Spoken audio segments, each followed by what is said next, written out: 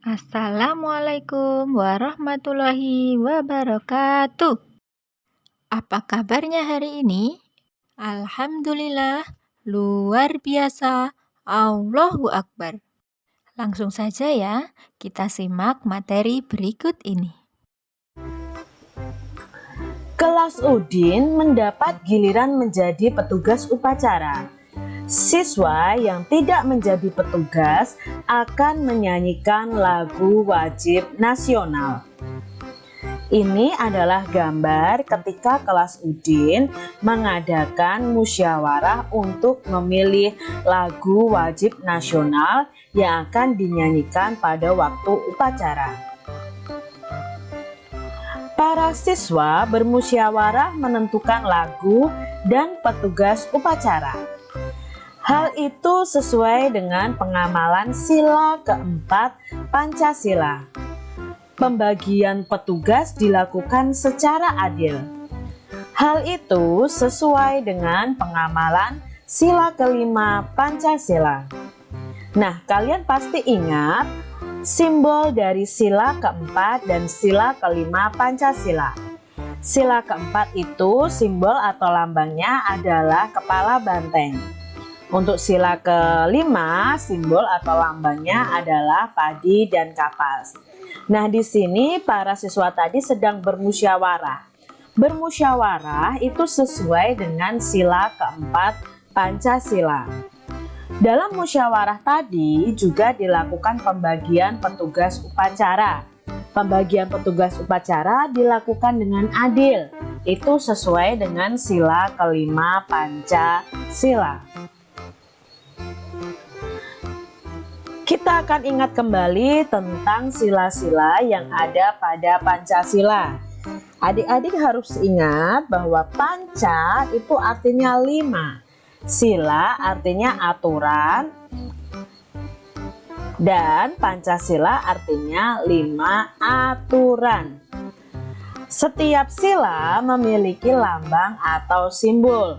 Sila pertama dilambangkan dengan bintang, sila kedua dengan rantai, sila ketiga dengan pohon beringin, sila keempat kepala banteng, dan sila kelima adalah padi dan kapas. Penerapan sila keempat di sekolah. Ini adalah contoh penerapan sila keempat di sekolah. Yang pertama, menghormati pendapat orang lain. Nah, ketika bermusyawarah, jika ada teman kita memberikan pendapat, kita harus menghormatinya. Bermusyawarah saat berdiskusi, saat mengerjakan tugas kelompok. Nah, itu adalah penerapan sila keempat juga adik-adik. Tidak memaksakan kehendak kepada teman. Saat bermusyawarah, kita tidak boleh memaksakan kehendak atau pendapat kita kepada orang lain. Kak, boleh enggak kita berbeda pendapat? Sangat boleh adik-adik. Dalam musyawarah tentunya boleh jika berbeda pendapat. Tapi diingat, jika pendapat kita tidak diterima, maka kita tidak boleh marah. Contoh penerapan sila keempat di sekolah yang berikutnya adalah bermusyawarah, menentukan regu piket, ketua kelas, dan lain sebagainya. Penerapan sila kelima di sekolah. Ini adalah contoh dari penerapan sila kelima yang bisa kalian lakukan di sekolah. Yang pertama, melaksanakan hak dan kewajiban di sekolah dengan baik. Jadi misalnya kewajibanmu belajar ya harus kalian lakukan. Kalian juga bisa menerima hak untuk diajar guru kalian di sekolah. Jadi itu merupakan penerapan sila kelima Pancasila. Bergotong royong melaksanakan kerja bakti. Di sekolah kalian tentu pernah mengadakan kerja bakti. Itu juga menerapkan sila kelima Pancasila. Dan pembagian tugas dalam kerja bakti itu secara adil juga menerapkan sila kelima. Tidak mencontek saat ulangan, ini juga merupakan penerapan sila kelima Pancasila di sekolah. Tuliskan contoh pengamalan sila keempat dan kelima di bawah gambar. Nah, sekarang kita lihat ada gambar yang pertama. Ini menerapkan sila keempat atau sila kelima. Di sini anak-anaknya sedang kerja bakti, sedang bergotong royong. Tentunya menerapkan sila kelima. Nah, di sini Kak Citra membuat ceritanya. Perhatikan ya ceritanya, Udin dan teman-temannya melakukan kerja bakti di sekolah. Mereka membersihkan lingkungan sekolah bersama-sama. Mereka membagi tugas dengan adil. Ini adalah pengamalan sila kelima Pancasila. Jadi ini menerapkan sila kelima.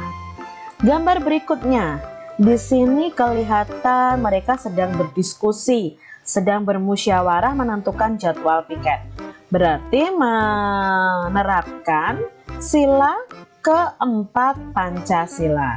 Kalian bisa buat ceritanya.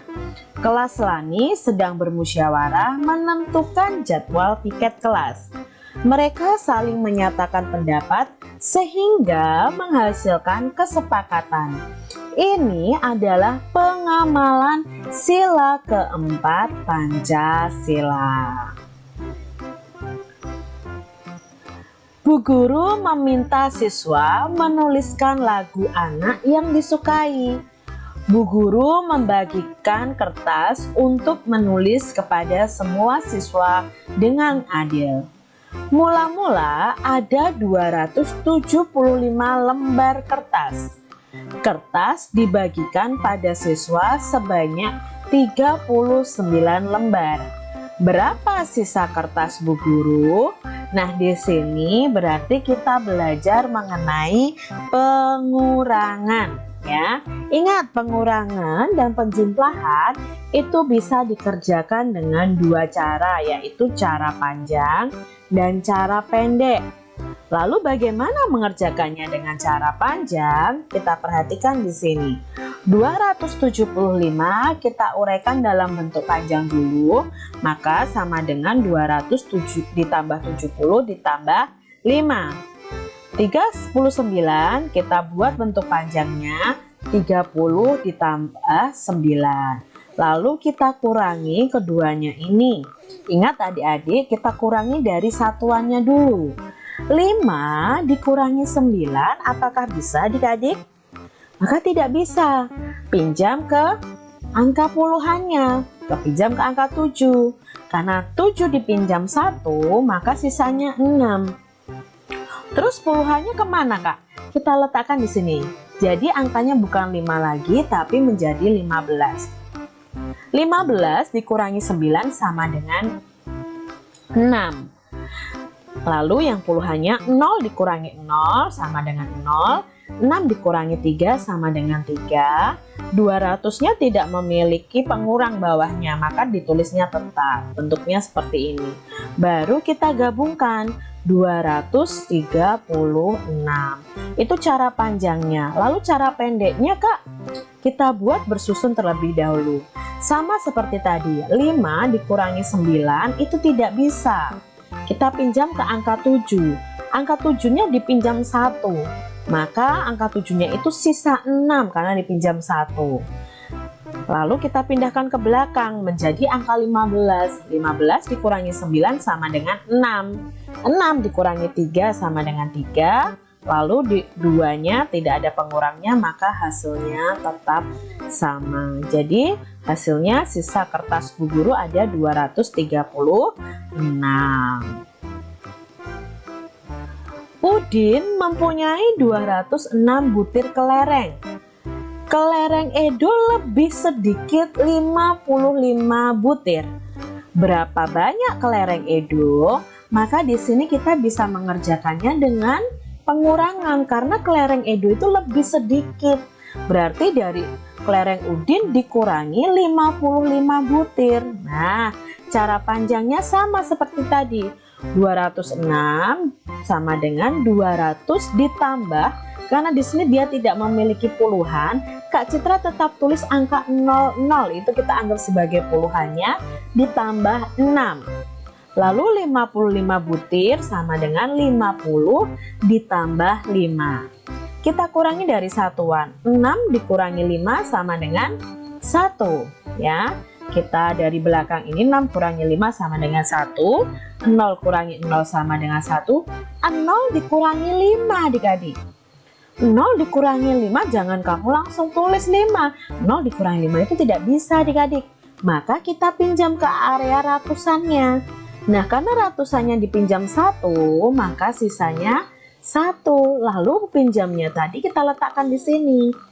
Jadi angka 10, 10 dikurangi 5, 5. Lalu di sini karena tidak ada pengurangnya, maka nanti di sini adalah 100, bukan 200 lagi. Ini.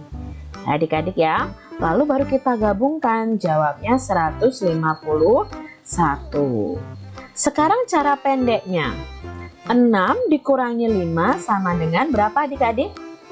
Ya, 1. 0 dikurangi 5. Tidak bisa, pinjam ke angka 2. Angka 2 ini dipinjam 1, maka sisanya kita tulis di atasnya. Sisanya adalah 1. Lah, yang dipinjam tadi kita letakkan di depan angka 0 ini, kecil saja. 10 dikurangi 5 sama dengan 5. Lalu satunya kita turunkan, jadi jawabnya 151. Berarti kelereng Edo itu ada 151. Nah, Kak Citra punya contoh lagi tentang pengurangan. 9 dikurangi 2 sama dengan 7. 1 dikurangi 2, apakah bisa adik-adik? Ini bukan berarti 2 dikurangi 1, terbalik adik-adik. Ini 1 dikurangi 2. Karena tidak bisa 1 dikurangi 2, maka kita pinjam ke angka 4. Angka 4-nya ini kita pinjam 1, maka sisanya adalah 3. Lalu satunya kemana, Kak? Kita letakkan di depan angka 1 yang ada pada puluhan. Nah, di sini ada angka 11. 11 dikurangi 2 sama dengan 9. Lalu kita kurangi ratusannya. Ratusannya tidak 4 lagi karena tadi sudah dipinjam. Ratusannya adalah 3. 3 kurangi 1 sama dengan 2. Soal berikutnya. 1 dikurangi 8. Apakah bisa adik-adik 1 dikurangi 8? Pastinya tidak bisa, maka pinjam ke angka 6. Angka 6 dipinjam 1, sisanya adalah 5. Lalu yang kita pinjam taruh di depan angka satunya ini. Jadi angka 11. 11 dikurangi 8 sama dengan 3.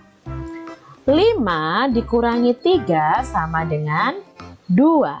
1 dikurangi 1 sama dengan 0. Karena depannya tidak ada angka lagi untuk dikurangi, maka 0-nya paling depan tidak perlu ditulis. Jawabnya adalah 23.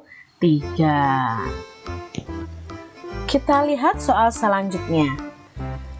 365 dikurangi 285. 5 dikurangi 5 sama dengan 0. 6 dikurangi 8. Tentunya 6 dikurangi 8 tidak bisa. Kita pinjam angka di depannya. 3 karena mau dipinjam 1 maka mempunyai sisa 2. Sisanya kita tulis di atasnya adik-adik. Lalu 1 yang kita pinjam kita tulis di sini. Jadi angka 16. 16 dikurangi 8 sama dengan, ya 16 dikurangi 8 sama dengan 8. Lalu 2 dikurangi 2. 2 dikurangi 2 sama dengan 0. Karena 0 depan sendiri dan tidak ada angka berikutnya, maka tidak perlu kita tulis. Berarti hasilnya adalah 80. Soal berikutnya, 450 dikurangi 326. 0 dikurangi 6 sama dengan, kalau adik-adik jawabnya 6 itu salah adik-adik. Karena 0 dikurangi 6 itu tidak bisa.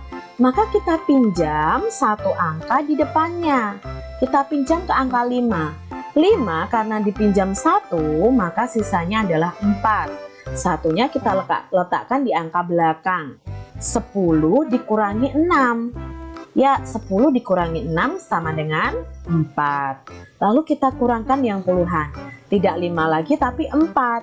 4 dikurangi 2 sama dengan 2. 4 dikurangi 3 sama dengan 1. Jadi jawabnya 124.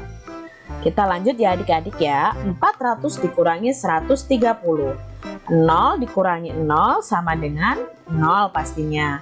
0 dikurangi 3 tidak bisa, pinjam 1 ke angka 4. Karena angka 4-nya dipinjam 1 masih sisa 3. Lalu satunya kita letakkan di depan angka 0. 10 dikurangi 3. 10 dikurangi 3 sama dengan 7. 3 dikurangi 1 sama dengan 2. Jadi jawabnya 270. Mudah sekali bukan adik-adik? Nyanyikan lagu di bawah ini. Nah, ini adalah lagu Sebelum Kita Makan ciptaan dari Pak Kasur. Jadi di sini ada lagu Sebelum kita makan dik, cuci tanganmu dulu, menjaga kebersihan dik untuk kesehatanmu. Banyak-banyak makan, jangan ada sisa. Makan jangan bersuara. Banyak-banyak makan, jangan ada sisa. Ayo makan bersama. Itu adalah lagu Sebelum Kita Makan ciptaan Pak Kasur. Nanti untuk lagunya sendiri ada juga di channel YouTube Kak Citra. Kalian bisa cari lagu Sebelum Kita Makan. Lingkari kalimat pada syair lagu yang menunjukkan kalimat perintah. Kira-kira mana saja yang menunjukkan kalimat perintah?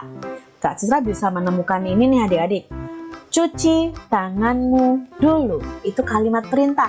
Kita disuruh mencuci tangan sebelum kita makan supaya kuman-kuman yang ada di tangan kita mati. Lalu ada lagi adik-adik, jangan ada sisa. Wah, ada perintah kalau makan jangan ada sisa. Makan jangan bersuara. Mengapa ya Kak? Kenapa kita tidak boleh bersuara? Yang pertama pastinya kita bisa tersedak. Yang kedua, kalau kita makan sambil bersuara itu juga tidak baik, tidak sopan adik-adik. Lalu ya jangan ada sisa lagi. Nah, ini adalah kalimat perintah yang ada di lagu Sebelum Kita Makan ciptaan Pak Kasur. Tuliskan kalimat perintah yang sesuai dengan gambar di bawah ini. Kalimat perintah biasanya diakhiri tanda seru ya. Kalau ditulis harus diakhiri tanda seru atau diberi akhiran lah atau kan, boleh ya. Lah atau kan. Nah, di sini ada gambar seperti ini.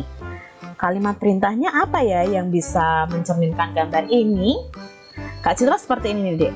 Hapuslah papan tulis itu. Karena papan tulisnya kotor, bisa hapuslah papan tulis itu. Bersihkan meja itu. Nah, ini kalimat perintah yang sesuai dengan gambar. Lalu gambar berikutnya, apa yang bisa kalian buat nih kalimat perintahnya? Kak Citra buatnya sapulah kelasmu. Buanglah sampah di tempat sampah. Nah, ini sesuai dengan gambarnya. Berikutnya ada gambar ini adik-adik. Bagaimana ya kalimat perintahnya? Kira-kira siapa yang mengucapkan kalimat perintah nih? Edo atau Bu Guru? Ya, Bu Guru yang mengucapkannya. Maka bisa kalimat perintahnya masuklah ke dalam kelas. Nah, itu tadi ya materi kita hari ini. Selamat belajar, tetap semangat, dan jaga kesehatan. Wassalamualaikum warahmatullahi wabarakatuh.